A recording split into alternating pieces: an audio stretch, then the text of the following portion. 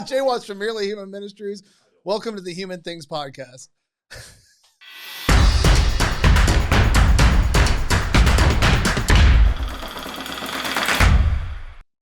Cue the Eric Carmen. I'm all by myself today. I had one guest who got sick. And notice that Eric Carmen and not Celine Dion. Nothing against Celine Dion, but that's an Eric Carmen song. So, but all by myself. I had the guest lined up, and she was sick. I had another guest who was out of town, but that's fine. We're going to run by ourselves several times. So today, what I wanted to start on, well, I always try to start on something more pop culture, I guess, or less. I guess just an introduction to the stupidity of my mind is what I always say. We were just talking right before we went on about the worst movie they claim they've ever seen. The worst movie. Now this is why I want to talk about it, because I don't want to talk about the worst movie I've ever seen. I've walked out of movies before, and you know, I take going to movies very seriously. So there are some just genuinely horrible things out there. But there is a tradition in our household that we call bad movie night. And this goes back to when we were friends and all of my friends held out, so participated in this. But I want to share this tradition because it may work for you. It's a great thing. Bad movie night. Here's how the rules of bad movie night work.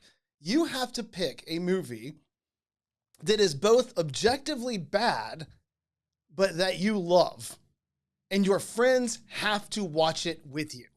So whoever is the master of the bad movie night gets to pick the bad movie. For example, two of the ones that I've made people watch before, multiple times, if I get a new group of people, one of them would be Barry Gordy's The Last Dragon, which is the pinnacle of bad movie awesomeness. I love that movie. I don't know if y'all are familiar with Barry Gordy's The Last Dragon. You ever seen it? No, oh my gosh, you have to see that movie. First of all, it's got Nuff, the Shogun of Harlem, which may be the greatest movie villain of all time. A madman. Shogun of Harlem. And Bruce Leroy is the hero. And it's all about getting the glow and being able to use it in fight. So that's one of the greatest bad movie night showings ever for me. And then one of the other bad movies that I love to show people is one that I'm actually a little bit obsessed with. It's called Streets of Fire. I'll be coming for her, and I'll be coming for you too. Sure you will. And Streets of Fire starred Michael Pere. And I'm going to do a whole episode one day, or at least a segment on Streets of Fire alone, because I've read about this movie. It is an amazing disaster. I am a fan of when people go all out, whether you win or lose. I love it. I have a daughter who plays lacrosse at a very high level. We talk about this all the time. I tell her, because she trains so crazy hard, and I tell her, win or lose, I don't care. I admire the effort that you've put in, right? If you put in all this effort and you end up not being as great as you hope to be, I'm cool with it, because I admire so much how hard you've worked at this. And so sometimes in the movie industry, they work really hard to produce something that they think is going to be great, and it's just terrible. And Streets of Fire is that kind of glorious failure. It is loaded with people who were stars at the time, or still stars today. Diane Lane was the young ingenue. Michael Pere is the star of it. You have Rick Moranis in it. You have a young Bill Paxton in it. Amy Madigan. You have Willem Dafoe. It's like Willem Dafoe's first big movie ever is Streets of Fire. He's the bad guy in it. It's made by the guy who made 48 Hours. And so he's coming right off of that. And they basically gave him a blank check and said, make whatever you want to make. And he makes this movie. The music in it is, it's just everything about it was a swing at a home run. And it's a fascinating story that we'll get into at some other time. But it just ends up not working on so many levels. But it's a wonderful, I watch it every chance I get and make people watch it with me on my bad movie night. So that's the bad movie night rule. And it's a great thing to do with your friends, because but you have to love it. We all have trash that we love. We have to come to terms with that. There's things that I love that I know objectively is just not great. And sharing that with somebody is kind of sharing something really personal about me. You learn more about me when you watch the trash that I love.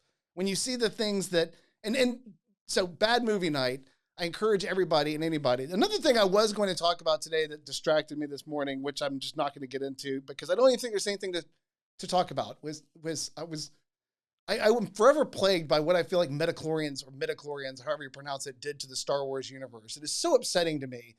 all the time. When I reflect on, as someone who loved Star Wars, loves Star Wars still, not like everything they produce, but loves the core of where it came from and what it was about. There was to me, the peak of the Force and the conversation about it is Empire Strikes Back, Yoda explaining the Force to Luke Skywalker. That's when it's mystery. That's when it's magic. That's when it's something to tap into. It's overcoming like a view. And I know it's new agey and kind of weird, but Yoda makes it cool. And then all of a sudden we get to Phantom Menace and there's a blood test. And that just freaks me out because now we're talking about a whole different thing, like a database of Force users. And we can measure how many midi-chlorians, all that stuff. The worst thing that ever happened to the Star Wars, without getting into questions about Rian Johnson, midi-chlorians, the worst thing that ever happened to the Star Wars universe. And I thought about, let's talk about that, but there's really nothing to talk about. It's just a disaster. There's no defense of it. It's awful. You took something magic and wonderful and you tried to naturalize it and make it something science and medically based, and it ends up being weird. You just made it weird for everyone is what he did.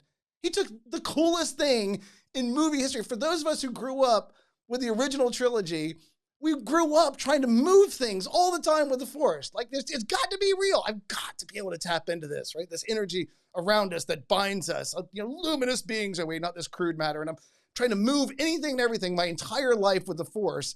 And then suddenly I get to the Phantom Menace as an adult and I find out there's a blood test to find out if I can actually do it. What horrible, horrible writing.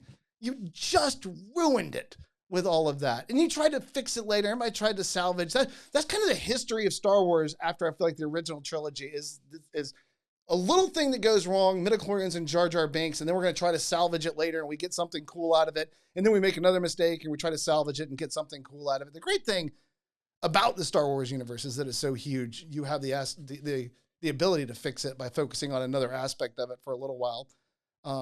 On a side note too, we'll talk later about my theory of how Darth Vader and Han Solo make things work in the Star Wars universe, and without them, it doesn't work as well. Anyway, let's get on to more serious things. So I was supposed to have one of the authors of this book right here, The Story of Abortion in America, join me, and she will be joining me on a later episode.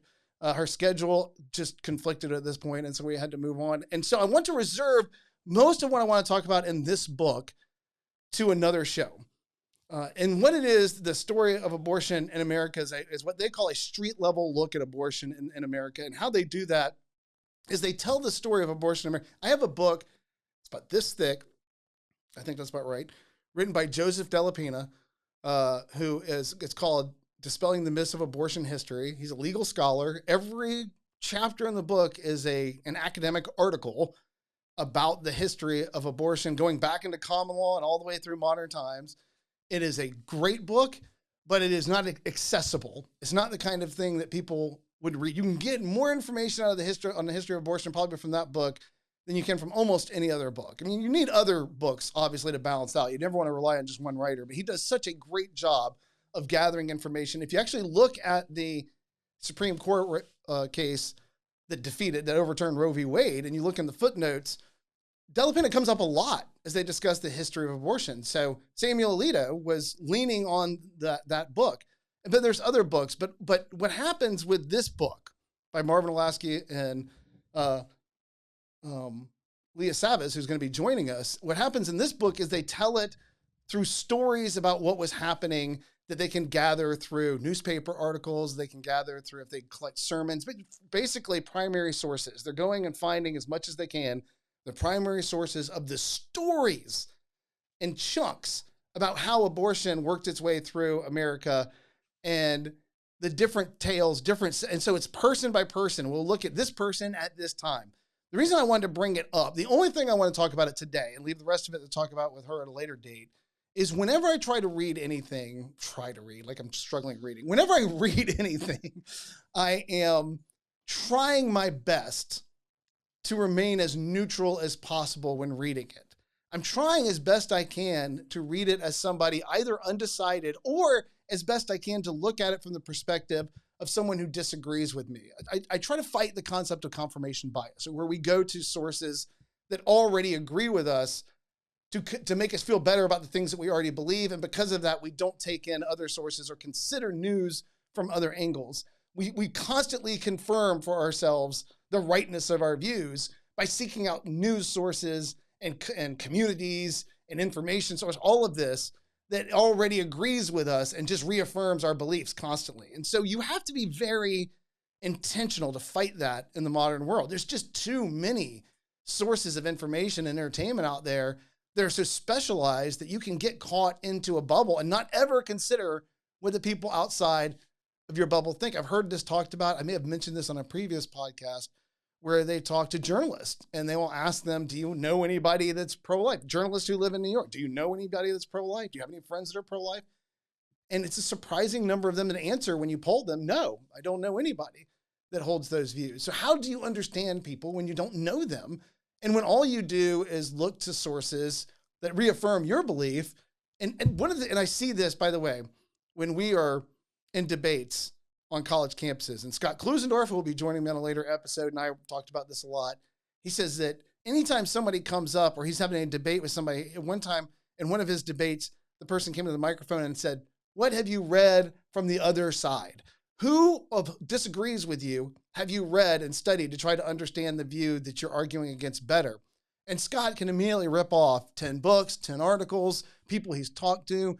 Scott has spent a lifetime trying to understand as best he can this view so that he might teach others to be able to engage this in a productive way. And the people that he is debating, he said, invariably answer nothing. They've made no effort to know what the people who disagree with them believe or think like. They have only gone and looked to the sources of people who agree with them. And so even when I'm reading somebody who agrees with me, I'm aware of that as a failure of consideration and intellectual honesty. And so I'm trying my best to read it with a open mind about the people I disagree with. So as they're sharing stories about the people who actually provided abortions in the United States, when abortions were terribly dangerous and when they were illegal almost everywhere, and particularly in some of this one chapter, they talk about abortions in New York City, I try my best to think, what would somebody who thinks that abortion is a right and that it protects women's freedom think about these people who are providing these? Would they elevate them in some way or another? And someone like think of it in terms of civil disobedience. I want to give them a chance to show that they're not what I assume that they are, which is people, deeply morally flawed people, and in some cases monsters who are making money by providing a service that they know people want, but these are not good people doing it, right? And so try to fight the urge to cast them in that light before knowing more about them. And why I want to talk about, and I've mentioned civil disobedience. One of the things I think that is important to understand about civil disobedient movements, let's talk about Gandhi in India, or you talk about Martin Luther King Jr. here in the United States. Anyone who is using this is trying to draw attention to unjust laws by inviting the punishment of the oppressive institutions.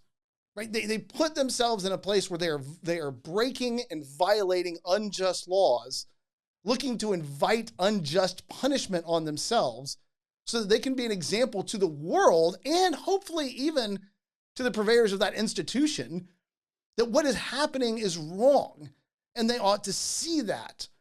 That was one of the things that I remember reading in a biographer about Martin Luther King Jr., where he talked about why he felt like he'd mentioned at some point that he was so effective in the South and would have been less effective in the North, was because even though Southern racism was more virulent, the hatred was more out there, outspoken, direct, and seen, unhidden in any way, even though they were capable of greater evil by their racism and unapologetic for it, he said that the Bible Belt also saw themselves as Christians.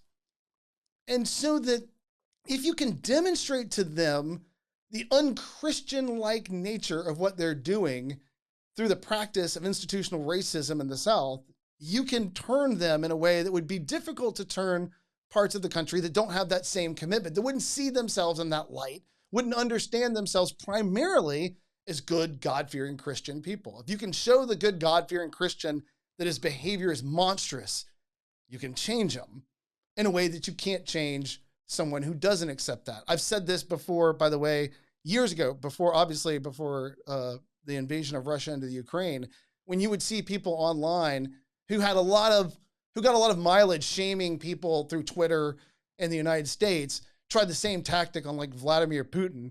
You're like, you're not going to bother him He doesn't care what you think. That guy has no conscience. You can't cast him in a negative light, put him in a situation where he's going to evaluate his behavior and say, yes, I ought to live up to a different standard. And I see it through these acts of repudiation that you're trying, or these embarrassment of this, whatever this online world that you're trying to do. It's necessary in order to change those who run the institution, that they have some level of a conscience or some objective moral values that they're operating on, standards that have nothing to do with just, raw greed or lust for power or anything like that. So Gandhi wants to change the British rule. And so he invites the punishment of the British on himself through acts of disobedience so that they can see that they are brutal and change. Even if the people who are practicing the brutality won't change, the people who are in charge of them, or the citizens of England and British Empire, will call for change by letting them see how they are punishing people for doing things that they ought to be free to do. Martin Luther King Jr. does the same thing. They do sit-ins, they all of the different practices, they marches, peaceful marches. They're inviting the punishment of people and hoping that punishment will reflect the evil of the racism that they practice and that they live with in the institution and here in the South at the time, so that the whole world can see it. There's courage in civil disobedience. Now, this is a long lead-in to what I want to talk about here as to how the experiences that they talk about in the story of America, of abortion in America, upend the idea of seeing these people as practicing civil disobedience for a righteous cause. Because the people that are performing these abortions, it turns out, are just terrible people. Let's talk about Madame Restel. She was in the mid-19th century, so the mid-1800s, has a massive mansion, I think on Fifth Avenue in New York, entirely funded by the illegal practice of abortion that she's protected by like Boss Tweed. She's protected by the political system of New York at the time. She's bribing people. She's paying people off. And the people who are getting abortions just so happen to oftentimes be paying for women who they've had affairs with to get aborted. They're powerful people who don't want their affairs to be discovered, or the things that they're doing when people aren't looking to be discovered. And so Madame Restel isn't this brave abortionist providing a service. She isn't fighting for the rights of those people. You know how we know that? It's not just by the fact that she got crazy, insanely rich, so that she lived this wild, opulent lifestyle off of the abortion industry that she was running there in New York. Also, she had a clever habit of anytime her cash flow was not what it wanted or what she wanted it to be, she would call up her former clients, the men who had brought women to her to get abortions, and promise to reveal their secrets if she did not get money from them. She had them. She owned them. She blackmailed them. This is not civil disobedience. This is not a brave person fighting against unjust laws. This is somebody profiting off of death and secrets and corruption and living off of that profit. It's only later that her whole empire falls apart, when Boss Tweed's empire falls apart and she loses her protection, and people will finally start talking about what she's doing and the charges that she's going to face, because she was charged multiple times and arrested, and she was able to get off because of political corruption. She realizes that's gone and she takes her life. Other great stories about these people, these abortion providers. We have a case where an abortion provider accidentally killed a woman he was trying to provide an abortion for. So rather than face the consequences for what he's done, go to the police and say, I'm sorry, but I was just trying to take care of her. I was doing what she needed for her. I'm a medical doctor. I'm defending her right to choose what she wants to do in her life. He folds her up, puts her in a trunk, and tries to ship her to Chicago so that her body won't ever be found. She's discovered on the train. Another lovely guy did the same thing, trunk trick, but instead he threw her into the river. By the way, this guy cut her nose off and all of her hair off before he threw her in, so it should be difficult to identify. We have dozens of stories of, in the early 20th century, women who go and get these illegal abortions, and the abortion doctor tells them, I will not do this unless you promise me that no matter how badly this goes, no matter what happens, you will never mention my name and never tell anybody about my involvement here. And the women kept that promise, oftentimes to their death. They would not tell who this guy was. So these aren't brave people doing a great service to people who are trying to practice their constitutional right that they're being denied by the world around them. These are opportunistic people trying to make money, and when things go wrong, they cut the very people they claim to be serving loose to face those consequences by themselves, even when that consequence is death. They're not inviting punishment. They're not standing up to oppression. They're not making themselves the object of an unjust society so that people can learn anything about it. They're operating in secret, making money, and hiding every time something goes wrong. They tell us who they are by the way that they live their life all through this story. I wanted so much to come to it objectively and say these people aren't what I think they are. And then every story that they tell, they're all the same story. I accidentally hurt somebody. I accidentally killed somebody. I broke my promise. And now I will slander. I will libel. I will hide. I will pay people off. I will blackmail. I will do anything that I have to do to not face the right punishment for the injustice that I brought to my community. That's the story of these people. And we're going to talk more about this when she comes on as a guest in the next episode. But that was the part of it. And it's still true today.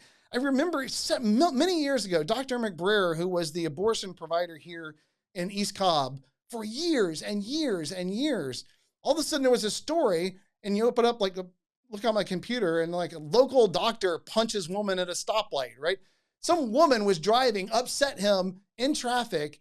And what does the local abortion provider do? Not even the reasonable road rage, not just flicking people off and yelling at people, which I guess could be the reasonable response. We don't cross certain lines. No, he gets out of his car, walks up to her car window, gets her to roll it down with kids in her car, by the way. She has kids in her car, and he punches her in the face. Who does that? The local abortionist does that. Look at Kermit Gosnell. We could go on and on about the stories of the weird things that these abortionists do and the way that they live their lives and the flaws in their moral character that start to come out. It has to be there. It's weird. So even if you want to see them as heroes, they just don't hold up time and time again. They're the bad guys.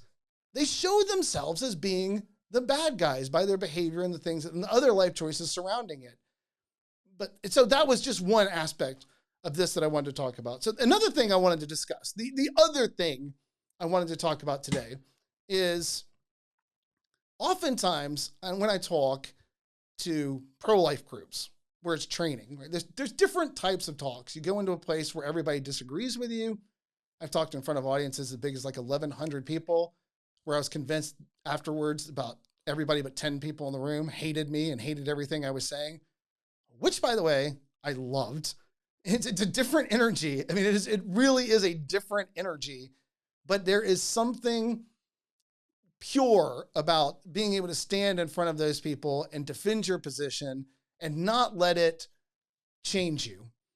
And I mean in the sense that it not let their hatred or anger transform you into something that you want to be. That for me as a Christian, it's a deeply Christian thing to be able to do. Even though I'm not arguing as a Christian in the sense I'm not saying the Bible says abortion's wrong or God hates abortion. I'm making the case that science demonstrates the humanity of the unborn, and our best arguments, our best understanding of what it means to have equal dignity through all human race is philosophically grounded in the idea that every human being has equal dignity, and our dignity is grounded in our humanity because it's the only thing we all share equally. So I use science and philosophy to make my case. So when I say it's a deeply Christian thing to be able to do, though, when you get to stand in front of people who hate you and respond in love, hopefully, with a rational argument that's intended to draw them closer to the truth, I mean that for me, it's deeply Christian because when I became a Christian in my 20s, after having been a fairly outspoken and nihilistic atheist, one of the things that I found most fascinating, I tell people all the time, I mentioned this on an earlier show with Jonathan Noyes when he was on here with us. I just like Jesus better than I like everybody else. I mean, that's mostly there was a lot of things that led me to the cross, a lot of research, a lot of reading, a lot of history, a lot of trying to understand what Christianity said. Those were the things that led me to be willing to look at Jesus. But what tipped me over into Christianity was him. I just like him better than I like you. Whoever you are, it's just easier for me to say, I like him better. I said that in front of my kids the other day. They got very mad. I can't believe you would say that. Sorry, I like Jesus. It's good for you, by the way, that I like Jesus better than I like you, because it's the reason I like the fact that I like Jesus better than I like everybody else has made me a better human being.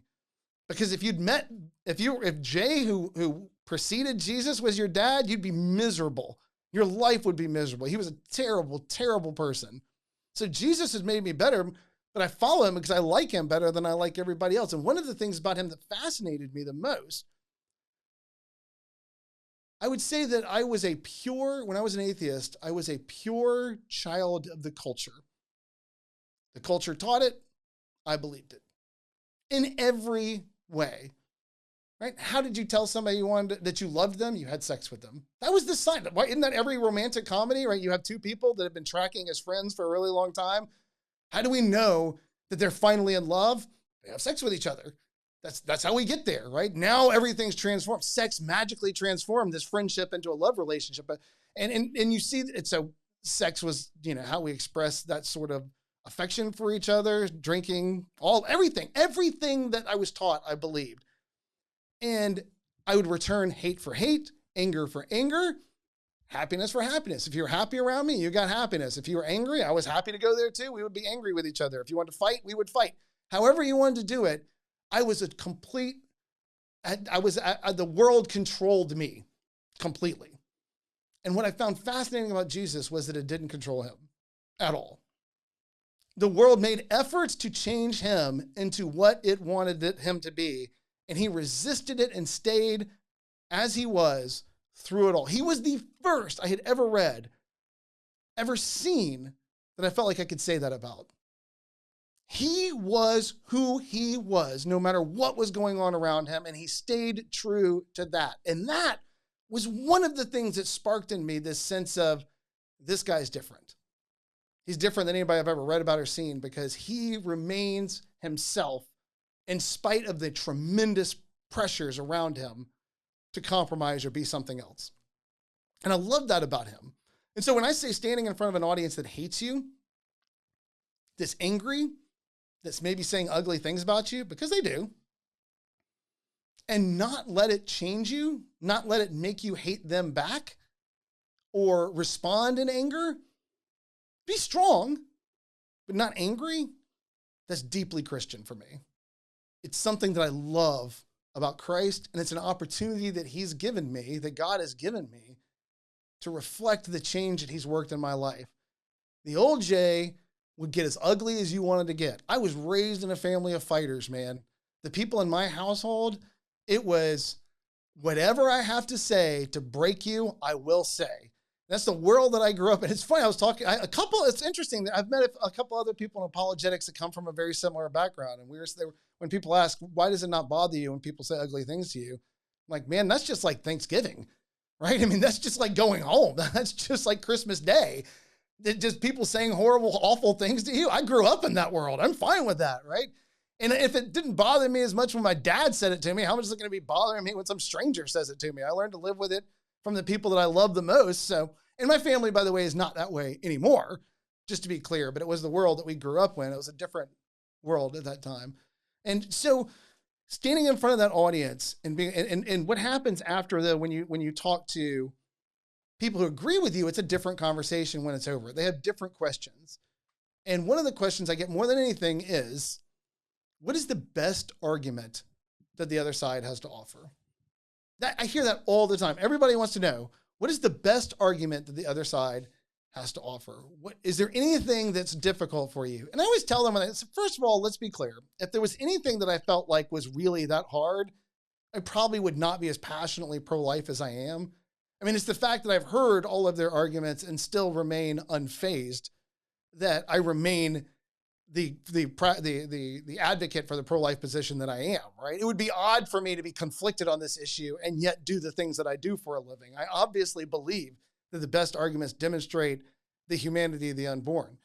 So when we ask and another thing I would like to say before I get into what I think the best argument of the other side is that you have to respect whatever argument they give you. And that sounds crazy because some of the arguments are just, trash.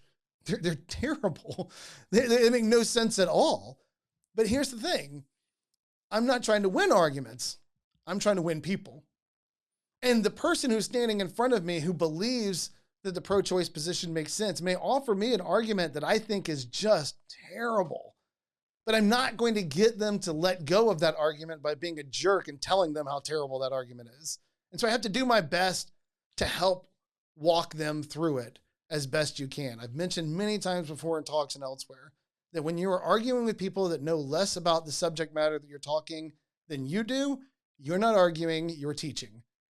Right? You are in a position, you argue with people who know an awful lot, who have some level of the comparable level of information so we can hit, or knowledge base, and you can hit very difficult issues and sort them out at a very sophisticated level. If you're having a discussion with somebody who just doesn't know anything about what they're actually talking about, you're teaching.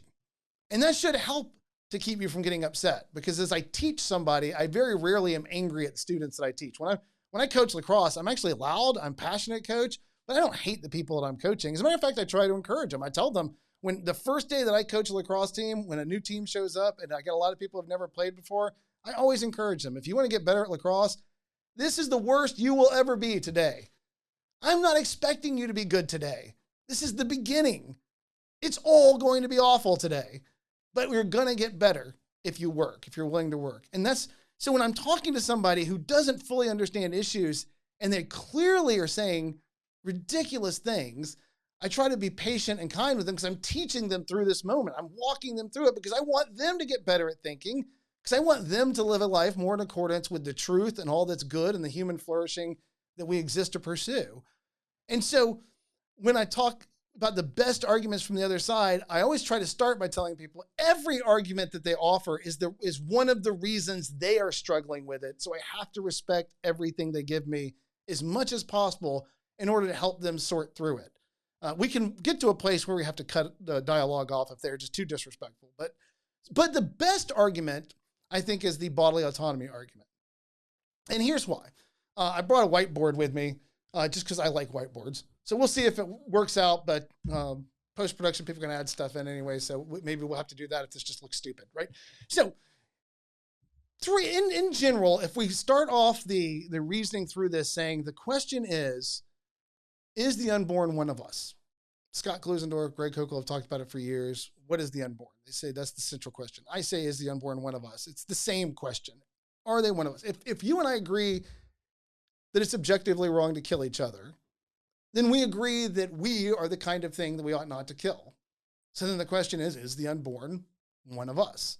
As near as I can tell, there's 3 categories of answers that you can get from that in the broadest sense of the term. One would be, yes, the unborn is one of us. So we got yes. I don't know if that's showing up at all. Yes. So if we have yes, then the next thing is so ... Yes. So abortion ought to be restricted. The unborn is one of us. Yes, it is. So abortion ought to be restricted. The next answer would be no. So ... Is the unborn one of us? No. So abortion should be ubiquitous. It's no different than a tooth extraction. There's no moral component to it whatsoever. Just go get it as much as you need. It's just removal of valueless tissue. Is it one of us? Yes. So protect them. Is it one of us? No. Get all the abortions that you want. The third category answer is what I want to talk about today. It is, yes, the unborn is one of us, but. And that, in a nutshell, is where we get to bodily autonomy arguments. Yes, no, yes, but is a bodily autonomy argument. It acknowledges the humanity of the unborn. So why it's tough is because the other 2 are intuitively obvious. That's one of the reasons why it's tough. Are they one of us? Yes, they are. So we have to protect them. Are they one of us? No. So have all the abortions you want. Are they one of us? Yes, but abortion still ought to be allowed. Now, there's 2 reasons, and we're going to get into these deeper on later episodes. So in this one, we're just going to cover it in a shorter, broader term. But there's 2 kinds of discussion of bodily autonomy arguments. One of them is the moral argument. We've offered that by Judith Jarvis Thompson in A Defense of Abortion, published in 1971. She is a philosopher from MIT, and Judith Jarvis Thompson argues a case that in abortion, the unborn can be fully human, and yet abortion is still a morally acceptable choice for the woman seeking an abortion. So why I say it's a moral case is because she makes the case that even though we accept the humanity of the unborn, you don't accept the imposition that the unborn puts on the woman biologically and impacting her life choices without giving her the freedom to detach herself from it. And she does what's called the violinist argument, where you hear a lot about, where they say, imagine that you wake up and you're in the hospital and sewn to your side is a strange man that you've never met before. And the doctors come in and they say, hey, you're awake. So here's what happened. They say, this man sewed up to you is a world famous violinist. He is dying of a rare kidney condition. The Society of Music Lovers in this area searched the blood donor bank and found you as a match in the area for him. They kidnapped you, put you to sleep, they sewed him up, and now your kidneys are working in cooperation with each other. They said, I'm so sorry this has happened to you. It's not fair. You did nothing to invite this into your life, but I can't detach you from the violinist, because if I detach you from him, he will die. So Judith Jarvis Thompson argues, okay, we have different categories of how we understand our moral obligations to others. One of those would be that we have just basic moral duties and obligations to each other. And then we have these supererogatory, these big things, these things we're willing to do for other people. They're sacrificial by their very nature. So what she says is, I may be, and she calls her argument, we call it the violinist argument, she calls it the Good Samaritan argument. She said, I may be the Good Samaritan and allow the violinist to stay hooked up to me. I may do this great thing and fulfill this duty that doesn't exist because I am taking on myself this great sacrificial act. She said, but I am not required to do so morally. I am not morally required to allow this guy to stay. It would be great if I did. I would be a hero if I did. But allowing him to stay hooked up to me, if I let him come unhooked from me and he dies, that's a perfectly acceptable view as well. Because it's not my duty or responsibility to allow him to use my organs. I have no moral responsibility or duty to now allow another human being to use my organs to stay alive.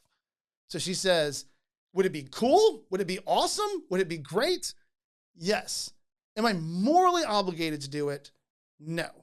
And then she says, if you accept this, that you have no moral duty or responsibility to allow the violinist to stay hooked up to you, then in the same way, you do not have moral duties or responsibilities or obligations to the unborn, and no woman does, to allow them to use her organs to continue to live.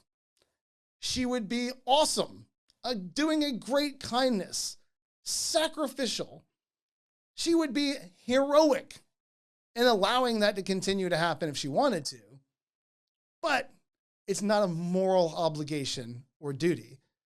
No one has a moral right, to make use of her organs and to make use of her body against her will. Now, it's an argument by analogy. Very briefly, we'll go over this for a second, and I want to get on to the other. All arguments by analogy are perfectly acceptable. They're judged based on whether the moral parallels hold. Because we go through this in the same way, right? In the same way. So is this the same?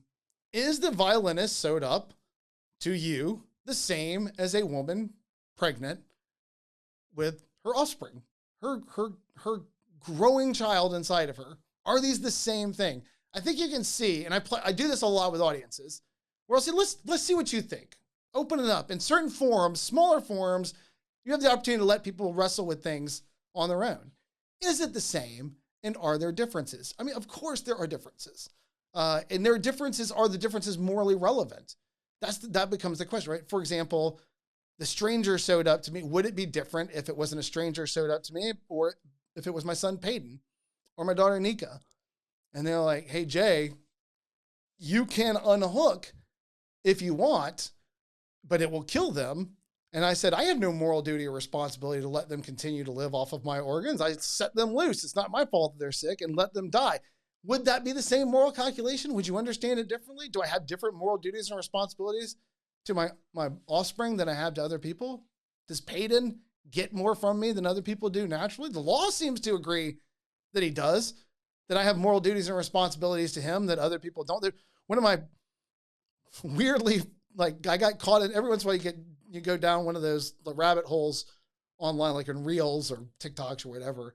And there's a guy who tackles deadbeat dads. He's huge. He's a giant guy. He wears football pads and he tracks down deadbeat dads and tackles them. And it just spears. I'm like, Bill Goldberg spears them. It is brutal. And then he just walks off.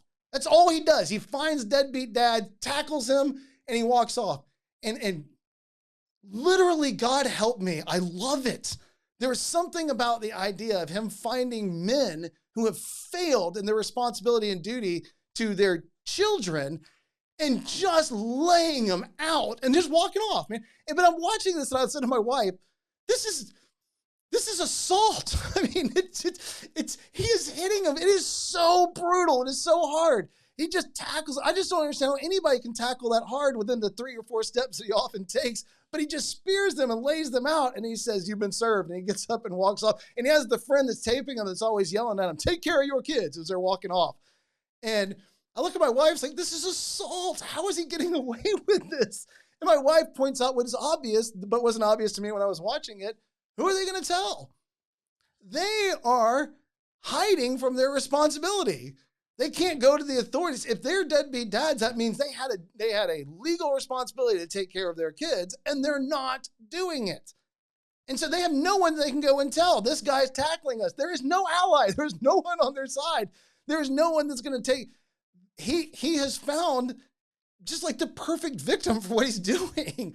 People who have put themselves in position by denying the duties and responsibilities they have to their own kids. And the only reason that I like it, and this guy has tons of views and people watch him, and the only reason he has this cheering audience is because everybody seems to acknowledge something. Those men owe a duty to their kids, and they're failing to do it.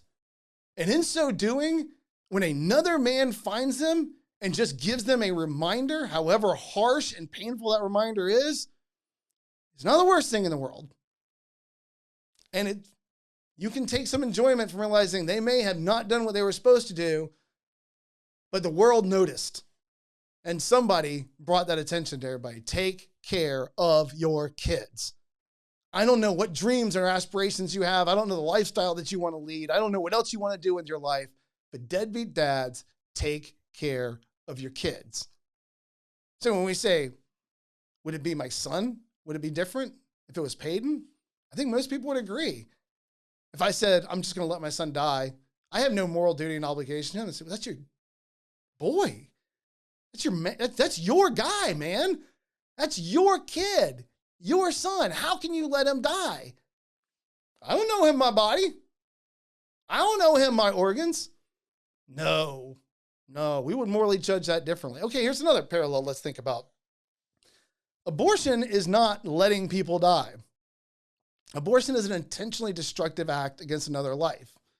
Now, it's getting more and more, over 50% of abortions in the United States are done with what we used to RU486 protocol, where you take 2 pills, one pill that basically ends the life by cutting off its nourishment, and the other pill that ejects it from the mother's body by causing contractions and getting the child out of it.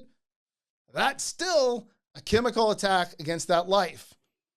Or surgical abortion, you're scraping the body out in pieces and cutting it out. I apologize if that's brutal, but that's what's happening. Or in the old days when they would do saline abortions, or the places where they still do in other parts of the world, where they basically just inject fluid into the amniotic sac to make it inhospitable for life. These are attacks. This is not letting a child die. This is an attack against the body of your offspring before they're born. However nascent that life is, however early in its development it is, it's an attack on it. So would we evaluate it differently if I said, I have no obligation to do to this violinist, and then I cut them up with a machete? Or if I made them take poison so that they would die because they couldn't take in any more nourishment, or any ways we perform abortion? Yes, I think we evaluate that differently. We would say that's not the same. It's not the same as moving, because what's killing the violinist, if I unhook from him, what is he dying of? He's dying of a pathological condition that he brought to this relationship. He was sick before he knew me, and now he's hooked up to me, and I'm allowing him to die for whenever that is. But if I intentionally kill him to get myself out of this, that's a different act altogether. They're no longer dying of an illness that they had prior to meeting me. I'm killing them. And that's a different calculation altogether. We could do this, by the way, and I've done this in front of audiences for about an hour. Just find everything possible that we could think about what is supposed to be parallel between these two and recognize they're not the same. Even if I accept the idea that I have no moral duty to that violinist, that doesn't translate into that the mother has no moral duty or responsibility to withhold a lethal action against her child before it's born. So the moral case, I think, fails. And Francis Beckwith has written about this in Defending Life. Christopher Kaiser has written about this extensively in his book, The Ethics of Abortion. I've mentioned before that Kate Greasley, a pro-choice scholar and legal scholar, has written about it in her book, Arguments About Abortion. All three of those people, I think, do fantastic work at dismantling at a very sophisticated level the moral power of this argument. So I said there's two, though. There's the moral argument Judith Jarvis Thompson brought, and then David Boonin in his book, I believe it's called Beyond Roe. It's a little book that you can get. It's a great book, powerful book. You learn a lot when you read people who disagree with you. He puts forth what he talks about as like more of a legal bodily autonomy argument. He said, and remember, the power of this is, when going back to my lovely little board here, right? Yes, the unborn are human, so we should protect them. The power of this is that it bypasses this altogether. And by the way, all arguments I've noticed with people who disagree with me eventually end up here. When I convince them that the unborn are human and that the answer to the question is yes, not no, they don't drop no, so, and move to yes, so. They usually drop no, so, and move to yes, but. So we're going to be having a bodily autonomy argument eventually anyway. And so when we get here to yes, but, he says, yes, it's human. And, well, he doesn't believe that. But he said, let's grant for the sake of this argument, yes, it's human. And I'm even going to grant further, yes, it's immoral, but it should still be legal. So he says the morality, let's set the morality of it aside. It could still be wrong and still should be legal. And he calls on a case from July of 1978 in Allegheny, Pennsylvania, called McFall v. Shemp, where a gentleman gets aplastic anemia. He gets his cousin, I believe, to agree to get his bone marrow tested to see if he can help him. His cousin, knowing this is a painful procedure, backs out, and he sues him, saying, you said you would do this, and I'm going to die if you don't do this. And McFall v. Shemp is a very short judicial decision. I think it's a page and a half, or it's very short. But why it's relevant, and this is not a Supreme Court case. It's a very local case. But why it becomes relevant for so many arguments when we get into this is that the judge makes this distinction. Do I think that he is despicable for not going through with it? Yes. But the law cannot compel us as a community to reach into his body and claim what is his for others. We're not allowed to steal his material for others, for the health of others, even if I recognize that he's a despicable human being for not doing it. Moral condemnation, but we cannot require other people under force to give of what they have there. And this is where I think you get into the toughest form of the argument. And I wrote an article for this for Christian Research Journal that we'll provide links for on the YouTube video for this. But in short, the response then comes from Kate Greasley, who I lean on a lot for this one, and I've talked about it before. She says, look, when we're talking about a legal case, there's only so many different ways you can die. You can die of suicide, you can die a natural death, you can die by accident, and you can die by homicide. When you show up to a scene and you find somebody dead, the question is, how did they die? Did they kill themselves? Did they die of natural causes? Did they have an accident? Or did somebody kill them? It's one of those. Suicide, natural death,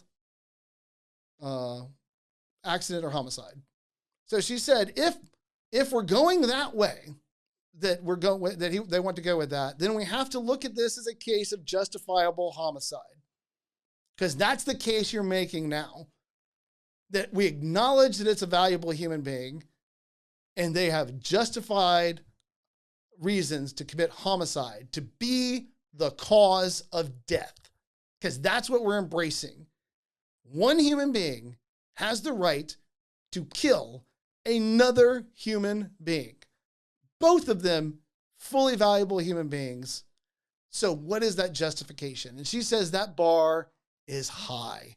And she said it's high for a reason. We want the justifiable homicide bar set very, very high. We want the standard difficult to reach because that protects all of us. You don't want people to have trivial reasons to be allowed to destroy you. I don't want it. You don't want it. None of us want it. So she says the two standards are necessity and proportionality. Is it necessary that you die to resolve this conflict? And is the action against you proportional to the harms that you're causing another? And she argues that in this case, neither one of those standards are met. She said, it simply isn't necessary. And she says, I recognize the incredible demands that pregnancy puts on a woman. I recognize those. And I'm not making them trivial. I'm just saying that compared to being destroyed, they don't measure up. And if the question is, how do we resolve this? And if we acknowledge the full, which she doesn't think they're valuable human beings. She said, but if you do, if you take that step, which all bodily autonomy arguments do, if you want to go into that field and acknowledge the full value of that human life, then you have to recognize that the resolution of this would be to allow it to mature longer and then separate the two as soon as was possible and as soon as it's safe for both of them through some means or another. Allow them to mature to the place where they have the right to exist outside of that relationship, even though it's an imposition. She says it's a tremendous imposition. It's a huge imposition, but the imposition that the woman faces is not proportional to destroying them, and it's not necessary for them to die to reach a resolution of this. Even though it's making demands on one human being over another, when we're balancing out the value of life under the standards of justifiable homicide, you just aren't going to reach it.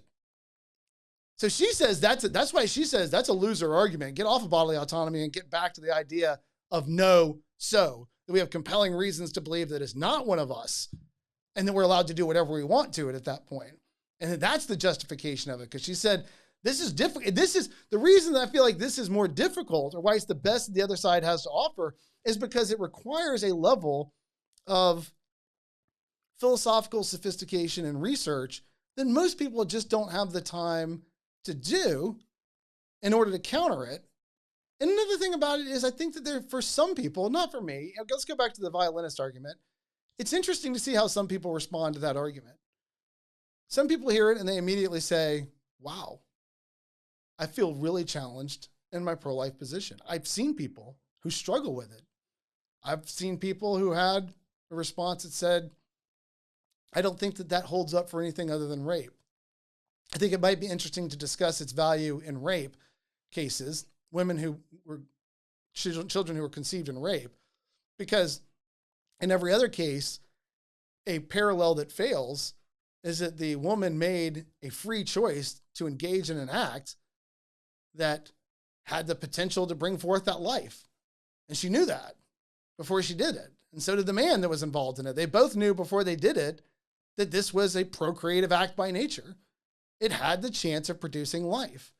And so there's some responsibility for the consequences of the actions that they chose. So this person says, the bodily autonomy argument doesn't make sense to me in the violinist formulation, except in cases of rape, because it's the only place where the woman and the man, whoever was involved in this, didn't make free decisions to get involved in something that produces life. And then there's people like me, when I heard it, I just thought that sounds crazy. I don't see any clear connection between that and pregnancy. And I've always struggled to see the power of it personally, but I've seen the power of it on other people. And so I respect it as an argument. I think that the legal case of McFall v. Shemp muddies the water even more. So if this is already bothering you, it makes things more difficult. That's why it's so helpful to have somebody, people who are able to look at this, who understand both law, like Francis Beckwith, who understands both the law and morality, and like Kate Greasley from the other side, who understands both the law and morality, both the philosophical and legal arguments, and help us see this thing clearer. But that's the power of this argument. Unlike just isn't one of us, which can be an easier thing to sort through. I can teach you to sort through that in probably like 5 or 10 minutes on a basic level. This is a little bit more difficult. It requires a little bit more reflection. And we're going to look at elements of those arguments more in depth later. And on a future episode 2, we're going to spend time looking at what I just said a second ago, the question of rape. For those who hear that and say, not a great argument, except maybe in the case of rape. How do we handle bodily autonomy when it comes to rape? But today I just wanted to introduce that, because that, when someone says, what's the best that the other side has to offer? To me, that's the best that the other side has to offer. It's the most difficult to deal with. It requires the most thought to get through. It does require you to spend time. And I don't think this is a bad idea, by the way. I like things that spend time, that you have to spend time digesting.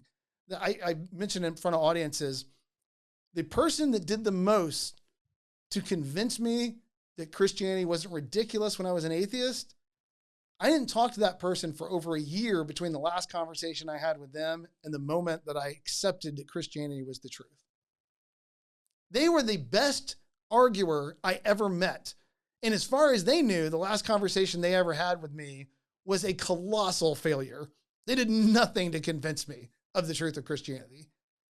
And yet, over time, wrestling with these issues, I was able to, as I said, get through a lot of things and come to see and be willing even just to look at who the person of Jesus Christ was. And then that ultimately is what won me over.